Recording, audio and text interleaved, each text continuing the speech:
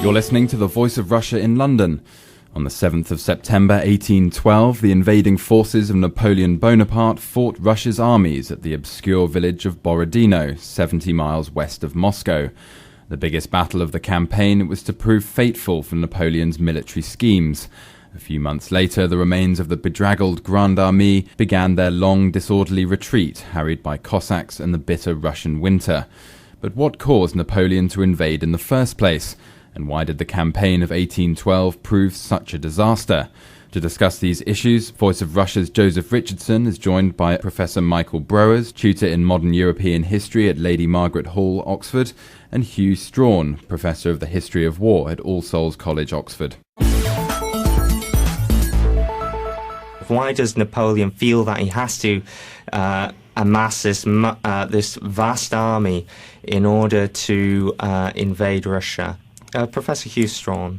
Well, the issue for Napoleon in the political sense, rather more perhaps in the economic sense, is what he would describe as the continental system, the desire to control the economy within Europe, the landmass of Europe, and hope that by doing so he could debilitate Britain, which was dependent really on wider patterns of trade.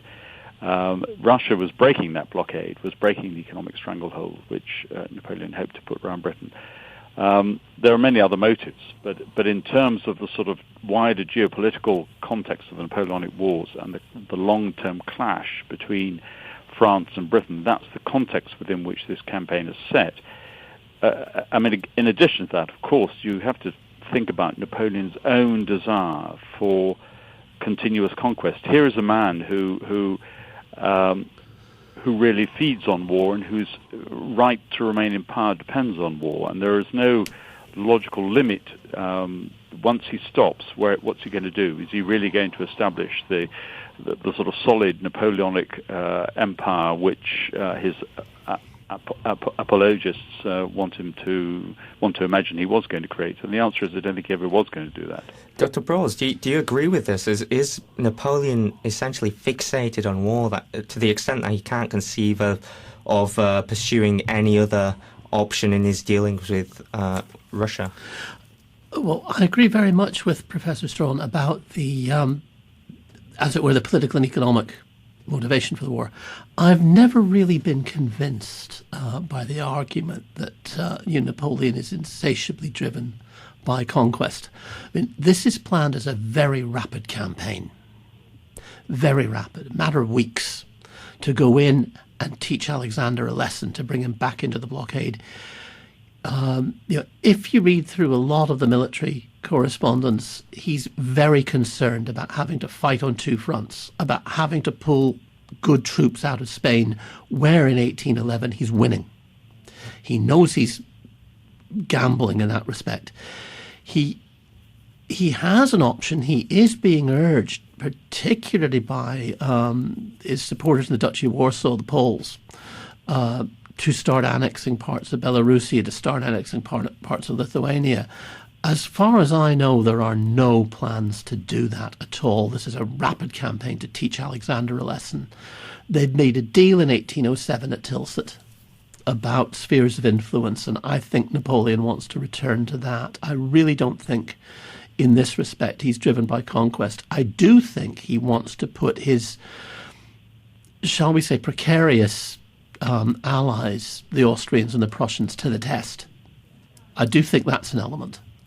Right. Okay. So basically, his initial intention is just to have a very short campaign and to get out of there quickly.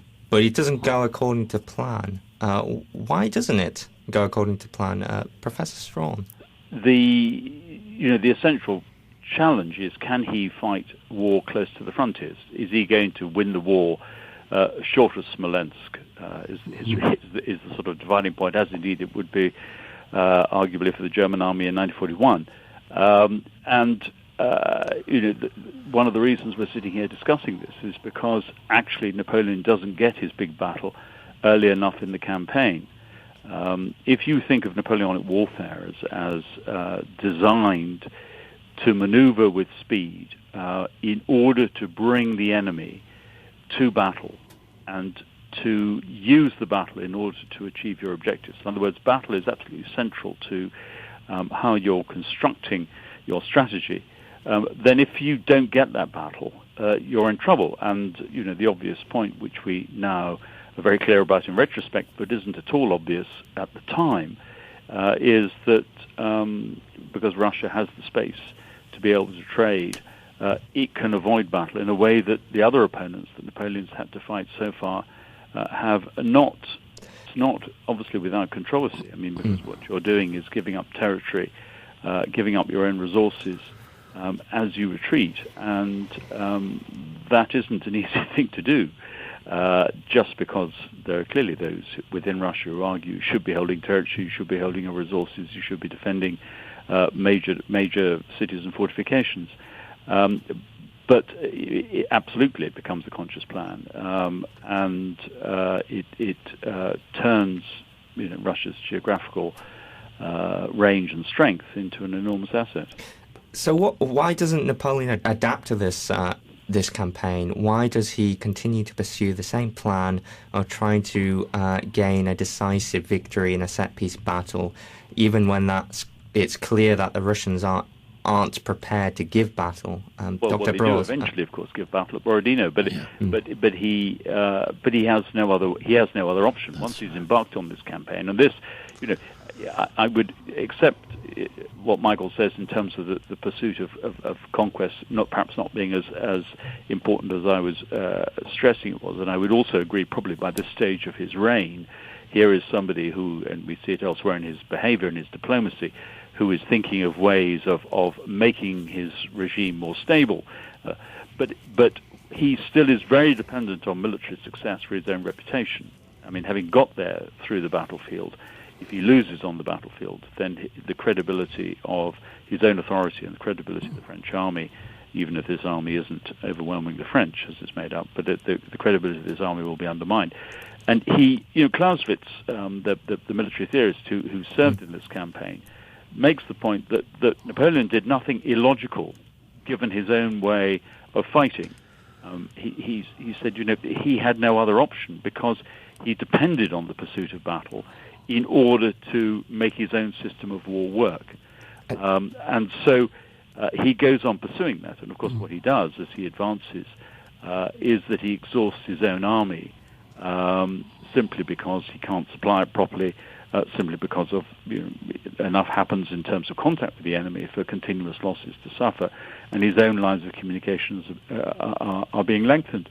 But the longer those lines of communication become, the more desperate it becomes for him to get the decisive battle, to get the payoff for all this effort.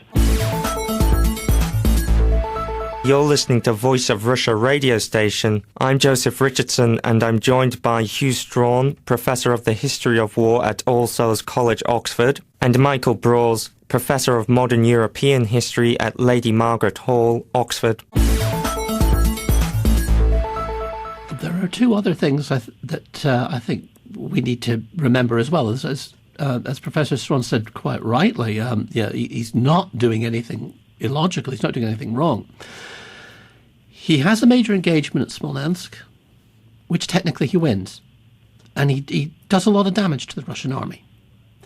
The same happens at Borodino. I mean, technically he wins Borodino. The Russians cede the field. I mean, their losses are very, very large. And this is sequential. It's marvelous with hindsight to sit back and say he shouldn't have been drawn in. But looking at it another way, I've caught them, I've hurt them. I've caught them, I've hurt them. I'll catch them again.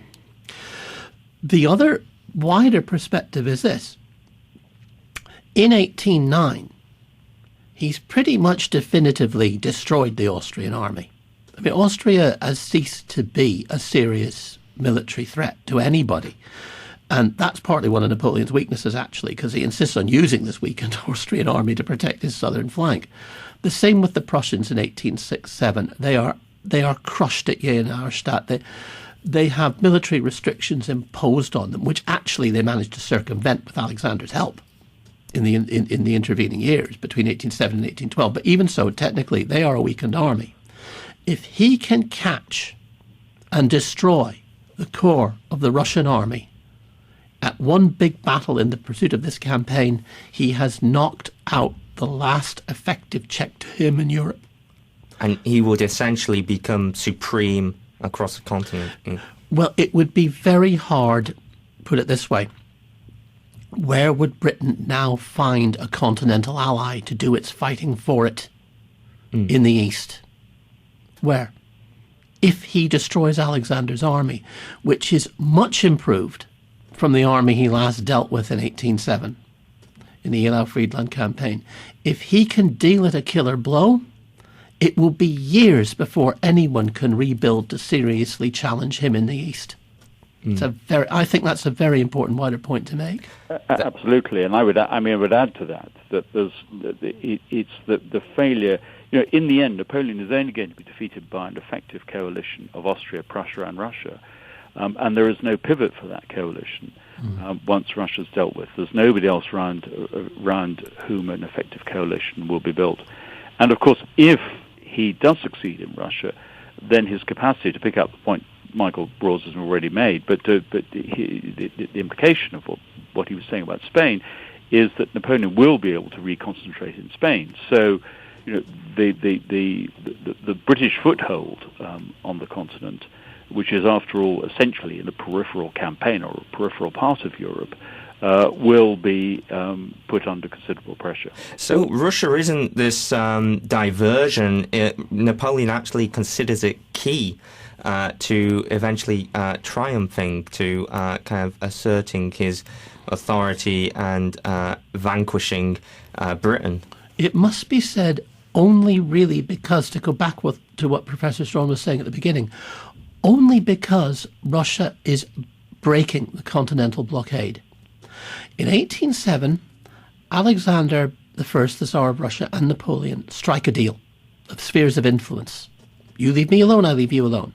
Now, there are tensions there. There are tensions because Napoleon resurrects a rump Polish state in the Grand Duchy of Warsaw, which the Russian Poles look to, which Alexander's nervous about. There are tensions, but they're not overridden by anything until very powerful commercial interests within Russia start to work on Alexander. And those commercial interests, unlike in most Western Europe, are the big Russian court nobility. They have important trading links with Britain for raw materials and for agricultural produce. That the continental blockade, not so much the system's about creating an internal market which Russia is not part of. It's more the blockade. Russia's breaking the blockade. Alexander's under pressure to do this. He's very nervous about his court nobility. You've got to remember some office history here. Not one Russian Tsar, male ruler, has died peacefully in his bed for 100 years. They've been basically done in by their court nobilities. Alexander knows that. So he starts to give way, often against his better judgment. So he's caught in a bind. Yes, he is. Yes, he is. But so is Napoleon. Because if you go right back 10 years, there was a voluntary blockade against the British in Europe, where the Northern League of Russia and the Scandinavian countries, Spain, Portugal, France, the Netherlands, were all fed up with the British. And there's a voluntary blockade that almost brings Britain to its knees, and certainly brings Britain to the conference table in 1802 to negotiate. Now, Napoleon's hoping that's going to happen again. But it doesn't, contrary to expectation. That's right. And, I mean, do you think Alexander anticipated that Napoleon might invade? I mean, was he caught? Was the Russian army essentially caught unawares, or were they very much aware that Napoleon was planning such an invasion to bring them to heel? Hugh Strachan. The logic of Napoleon's actions is impeccable in terms of the argument that Michael's just been developing, and so to that extent, it's hardly a surprise. And the subordination, I think you need to go back again to the position of Prussia and Austria, the subordination of those two states to French rule, and their weakness and the frustrations, of course, which many in inverted commas, German nationalists, of which there are beginning to be some, the frustrations which they feel mean that, but because of that subordination, means that actually the Tsar knows perfectly well that he is under threat. That he is, if he's going to behave in this, if Russia is going to behave in this way in breaking the blockade, then actually there is the provocation there. Napoleon will act. And I mean, in this campaign, I mean, Napoleon did make a lot of preparation, so he didn't go into this unprepared, but he finds himself essentially, as the campaign goes on and on, without sufficient resources to wage it. I mean, what happened there? Well, you're talking about phenomenally long lines of communication, and you're also talking about a country that is agriculturally less advanced than the sort of areas where Napoleon had been campaigning hitherto. I mean, it's not quite true, of course. The further east that he's got in Europe during the course of the Napoleonic Wars, the more he's been exposed to this problem. But the sort of classic campaigning areas of the 18th century, the Low Countries, northern Italy, were fertile lands, many of them the subjects of agricultural improvement, and better able to support an army, at least for a short period of time. So Napoleon's got, I mean, a problem that is to do with the state of development of Russia. It's compounded because, of course, the very size of his army is much, much greater than anything people would have tried to put into the field before. I mean, in the 18th century, you're dealing with an army size in a battle of, these are random rather than specific figures, but the order of 30, 50, maximum 70,000 men. And Napoleon's is assembling an army which is much, much bigger than that, and therefore has to be fed, and fed over a longer distance and a greater period of time, because as you know, it isn't a short campaign in the end. And that is, of course, why the advance on Moscow seems to be so important, because it does seem to be some way of getting out of the logistic nightmare into which he's being sucked. Of dealing a knockout blow, essentially. Yeah, well, and this is the trade-off in most wars of maneuver. Can you effect a knockout blow before your economic capacity to sustain the war is undermined? And by Dr. Broers, by the time of Borodino, is it essentially the case that his campaign is foredoomed to failure? He's just lost too many men through lack of supplies, disease, and attrition, essentially. Not in terms of bringing the Russians to battle and dealing the knockout blow, because Borodino is a very near-run thing, even more so than Waterloo. The Russians have taken a mauling. It's not necessarily the case that it's doomed from the point of view of dealing a blow to the Russians. But one thing you can say, I think, quite safely, and it'd be interesting to hear Hugh on this too, is that he now does have to retreat. That's always been the plan. He's got to fall back. He's got nothing to fall back on. What stores he has have been plundered by Cossacks, by Russian partisans, and also, in a sense, by his own men. I mean, he's created a wasteland behind him because he's had to provision his army on the way back. And this is such a serious problem that it actually even affects the Russian pursuit of Napoleon. Part of the reason he gets away, or gets as far as he does before he's almost caught at Berezina, is that the Russian armies themselves have to steer clear of Napoleon moving through the central corridor, not because they're afraid of him, but because they can't supply their troops either by going in there. They have to keep their distance. You're listening to Voice of Russia radio station. I'm Joseph Richardson, and I'm joined by Hugh Strachan, Professor of the History of War at All Souls College, Oxford, and Michael Broers, Professor of Modern European History at Lady Margaret Hall, Oxford. This is really the point where the campaign actually falls apart. It's on the retreat rather than on the advance, because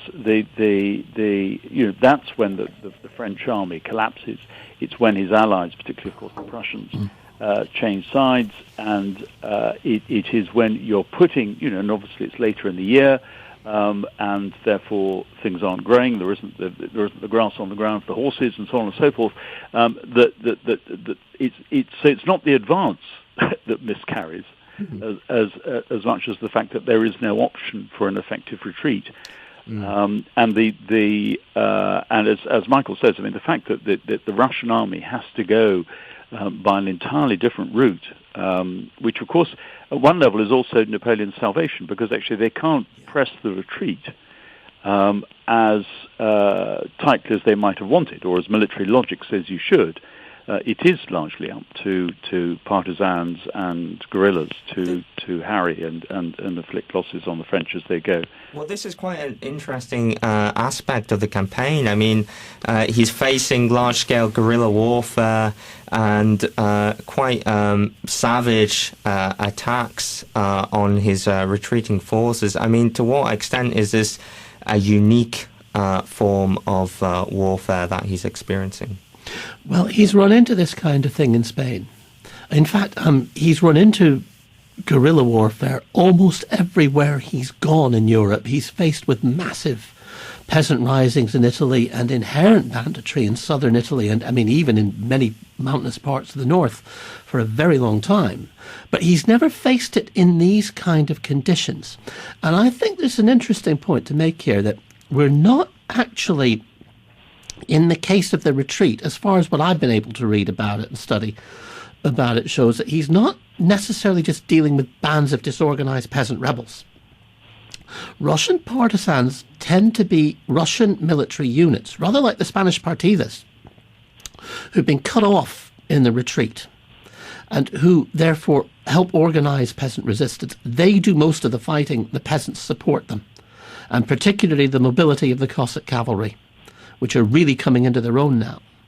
As the French cavalry the horses are basically being eaten by the French, starving to death and then being eaten. That is really, as far as I understand it, the real core of what you might call the partisan war. It's regular military units who are fighting in irregular circumstances, but with peasant support. And the further Napoleon gets into Russia, the more unsympathetic, the more ruthless the peasants become. When he's in Lithuania, Belarusia, it's equivocal. What turns them against Napoleon there, I think you've got different regional contexts, is the French foraging, the brutality of French requisitioning. Once you get into central Russia, then I think there's a nationalist element there. So we're seeing like the seeds of Russian nationalism. This is also, if you like, a change over time, even between, let's say, 1808 and 1812. I mean, and it's something that Michael Broers knows a great deal more about than I do, but a point where what may be spontaneous resistance, for example, to the French army requisitioning food, leaving peasants starving, acquires both a nationalist element and a degree of state coordination and control. And to the extent that you will get military writers who are saying the way to deal with Napoleon, because we can't deal with him on the battlefield, is precisely by these sort of methods. The state needs to recognize that it becomes the engine of guerrilla warfare, that it needs to use these tactics, and it needs, therefore, to forge a relationship between the state and the people through the army in order to do that. And I suppose there were many kind of Russian nobles, many in the kind of Russian upper classes who were quite confused by this new style of warfare, or might have been reluctant to engage upon it. Could you? Of course, it's radical in its implications. Yes. Yes. Mobilizing the people. Yes, I think Alexander himself has far fewer qualms about this than the Russian nobility, because serf rebellions are endemic in Russia. Alexander has much less fear as the Tsar about mobilizing people, because you get something not, I won't say similar, but not dissimilar in Spain, where the Cortes and Cadiz are declaring a people's war, declaring total war, as it were, legitimizing guerrilla commanders, and you actually get Spanish provincial military governors much more reticent about this because they can sense disorder on a wider scale that will in fact turn the propertied classes towards the French. They may be worried about a similar pattern in Russia. It doesn't happen. It is a very, very interesting phenomenon that Alexander seems, I think, to be able to control quite well. I would just like you both to assess the significance of the 1812 campaign in the context of Napoleon's downfall. I mean, is it the case that essentially inevitably there's no way back after the defeat he suffered during the 1812 campaign? Professor Hugh Strachan. Well, inevitably is an adverb that most historians probably resist using, because it's inevitable from the perspective of 1814 or 1815. It doesn't look inevitable even in the winter of 1812, 1813, because Napoleon's powers of recovery in 1813-14 are extraordinary. What I think is crucial is, and Alexander has a big role to play in this too, is holding the alliance together, and particularly holding the Russians in that alliance at the point where the danger to Russia has been removed. So by 1813-14, this war is moving away from Russia to the point that, why don't the Russians just pack up and go home? That's what you would logically expect. And the ability to keep them engaged, and of course, crucially, to get Austria into this war as well, means that the coalition holds together. So, of course, that coalition couldn't have been forged and held together had it not been for the Russian campaign. And of course, Napoleon has exhausted the Grand Armée and is going to struggle to rebuild it. But he, broadly speaking, does manage to rebuild it. And so there's still a lot left to do at the beginning of 1813. Dr. Broers, do you agree with that? Oh, yes, I do, pretty much. In fact, if you look at 1814 in France, Russia is the only military force capable of defeating Napoleon, because Napoleon has got the Allies in perpetual check, even fighting in France 2 years later, even after the colossal losses of Russia. The Austrians are a paper army. The Prussians are a very good army, but they're very small and they're carrying the brunt of the fighting. The Russians are very much holding themselves in reserve. They could deliver the killer blow at any time. Napoleon's got the Allies in perpetual check.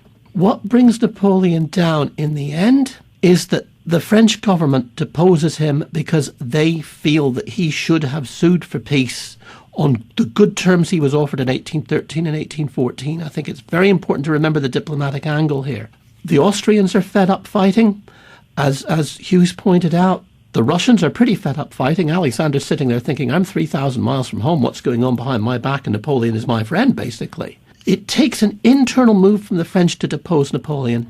This programme was to mark the 200th anniversary of the Battle of Borodino. Taking part was Voice of Russia's Joseph Richardson, Professor Michael Broers, tutor in modern European history at Lady Margaret Hall, Oxford, and Hugh Strachan, Professor of the History of War at All Souls College, Oxford.